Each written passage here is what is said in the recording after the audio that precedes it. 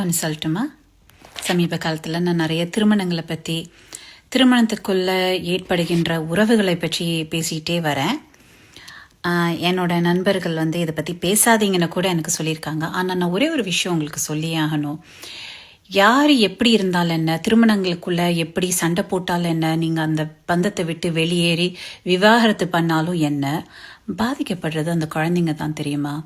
ஒரு அப்பாவோ அம்மாவோ பிரிஞ்சு போகிறாங்கன்னா நீங்கள் முடிவெடுத்து தான் குழந்தைங்கள பெற்றுக்கிறோம். அதனால நம்ம தான் அந்த குழந்தைங்கள சரியாக வளர்க்கணும். நமக்கு கூட இருக்கிறவங்கள பிடிச்சிருக்கோ இல்லையோ, குழந்தைங்கள வளர்க்குறது நம்மளுடைய பொறுப்பு. ஸ்பெஷலி பெண் குழந்தைங்க இருக்கிற வீட்டில், பெண்ணும் ஆணும் ரெண்டு பக்கத்துலேயும் அப்பா இல்லைன்னா எவ்வளோ கஷ்டப்படுவாங்க தெரியுமா?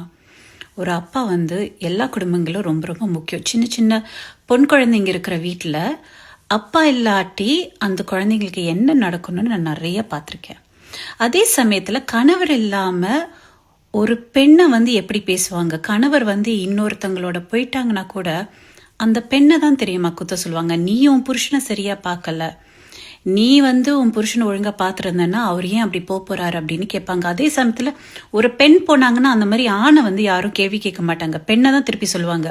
நீ ஒழுக்கம் கெட்டவன்னு பெண்ணை தான் திருப்பி சொல்லுவாங்க. எப்படியா இருக்கட்டும், தயவு செஞ்சு குழந்தைங்களை நீங்கள் மனசில் நினச்சிக்கோங்க. ஒரு அம்மா படுற துயரத்தை பார்க்கும்போது, ஒரு அப்பா படுற வேதனையை பார்க்கும்போது அந்த குழந்தையோட மனசு எப்படி இருக்கும்?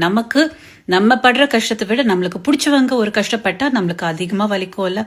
அதே உலகம்னு நினச்சிட்டு இருக்கிற குழந்தைங்களுக்கு பெற்றோர்கள் படுற கஷ்டத்தை பார்க்கும்போது எப்படி இருக்கும்னு கொஞ்சம் யோசிச்சு பாருங்க. நீங்கள் என்ன வேணால் முடிவெடுங்க, திருப்பியும் சொல்கிறேன். ஆனால் குழந்தைங்கள பத்திரமாக அவங்கள வச்சு கேம் எதுவும் ஆடாமல் பார்த்துக்கோங்க.